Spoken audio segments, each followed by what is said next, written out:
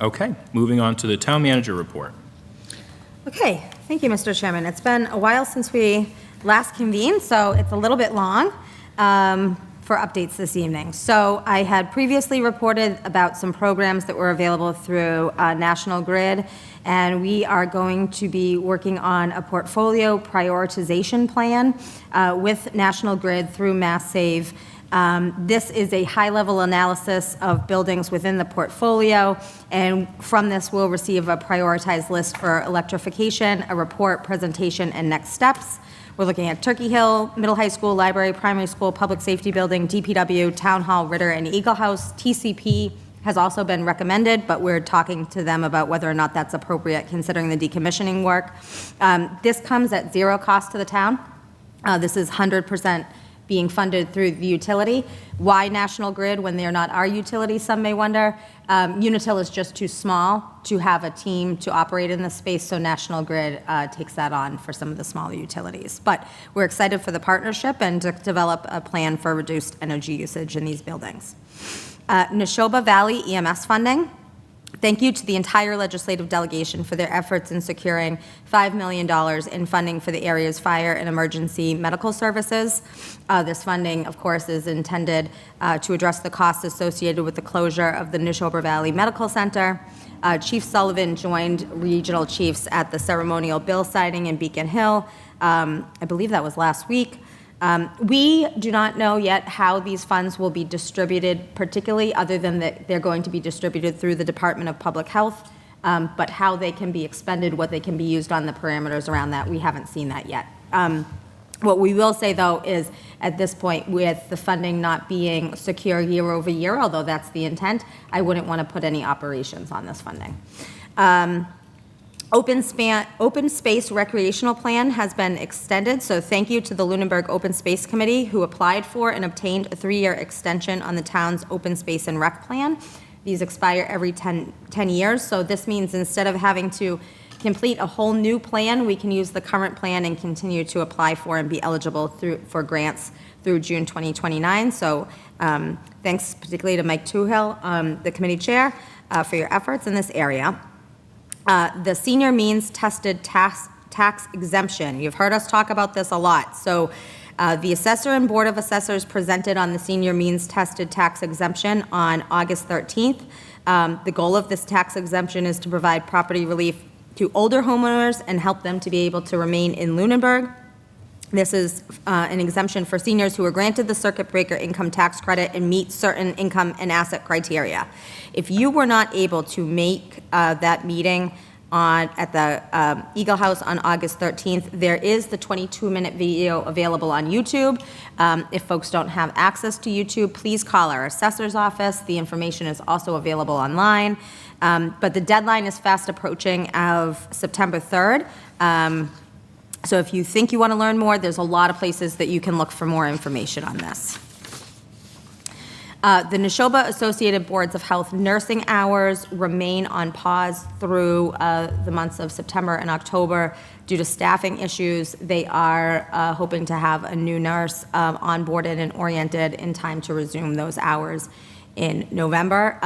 If folks do have public health nursing questions in the meantime, they can contact the Associated Boards of Health and they can put you in touch with somebody.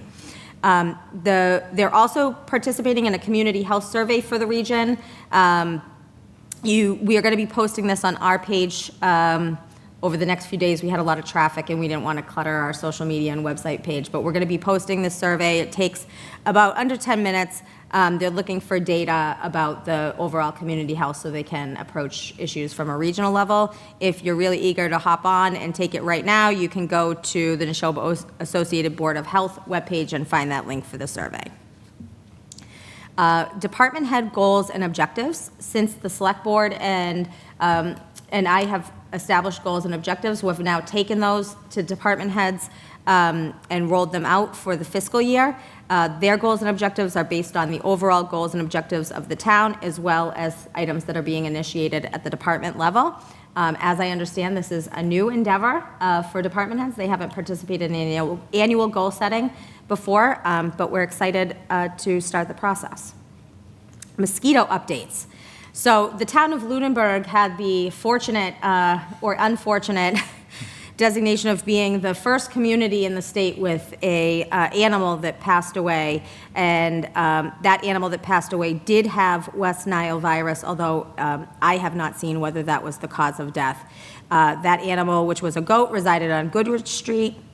Central Mass Mosquito Control has been sampling mosquitoes in that area. There have been no mosquitoes in that direct vicinity that have come back positive. However, mosquitoes sampled from other parts of the town have come back positive for West Nile virus. So we know that there's mosquitoes in the area with West Nile virus. We're advising all residents to take appropriate cautions, be mindful, especially when out after dusk, get rid of standing water, wear appropriate clothing, and take appropriate measures.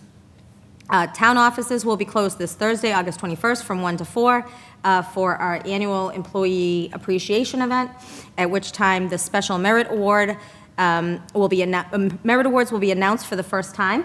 We're going to have those awardees back before the select board at a future meeting to recognize them in front of the whole community. The awardees don't know who they are, so I'm excited to give them those awards on Thursday. But I really want to thank the community for nominating so many folks. I had an incredible amount of nominations to consider, and if I could give them all away, I would. So. Representative Scarsdale reached out to let us know that the Lunenburg Public Schools is receiving a grant through the Mass Cyber Grant Program in the amount of $24,234 to upgrade 3 end-of-support switches that will enable patches and more advanced security protocols to be implemented and also prevent some threats. So that's great. External funding is always great, as is our Chapter 90 final apportionment, which our final figure for FY26 is huge, $883,172.18, which is well over what we were expecting at town meeting at $690,000 and change, which is over the normal apportionment. So I think we have a lot of work that we can do with those additional funds, so they won't go to waste, but glad to see it. All right, project updates.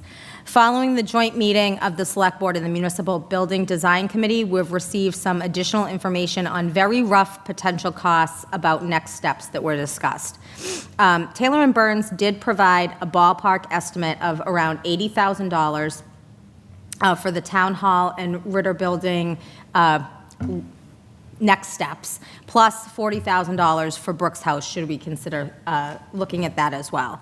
We also received a ballpark estimate if we were to go out and start over using the data that we have, the base layers that we have, if we have a new design firm, but not including the Brooks House at about $210. So in short, looking at about $120,000 to stay with the current designers, $210 if we pivot, and then Brooks House at a $40 on either case. With that information, we are thinking about having another joint meeting to discuss where we should go in next steps so that they can get some more direction. But I think regardless, anything, it will be a sprint if we are to get this on May town meeting at this point with the redesign. Okay, on August 4th, the town had a bid opening for the Wallace Park Court resurfacing project. We received 1 bid. But that's okay because it was under what we had budgeted. So we're performing our diligence and entering a contract in the next few weeks. The access control project is underway. You might have seen the keyed locks have been changed out, and the access reader systems will be installed in the next several weeks. In the last manager's report, I reported that the town had opened bids for the cleaning of municipal buildings.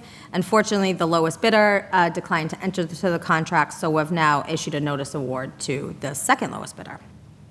In terms of recruitment, we have vacancies in the position of dietary aide at 9 hours per week, meal site worker at 36 hours per week, payroll and benefits coordinator at 32 hours per week, executive assistant to the town manager and select board at 36 hours per week, equipment operator at 40 hours per week, videographer 2 to 10 hours per week, although we announced one, there's one more, and land use director will be posted this week.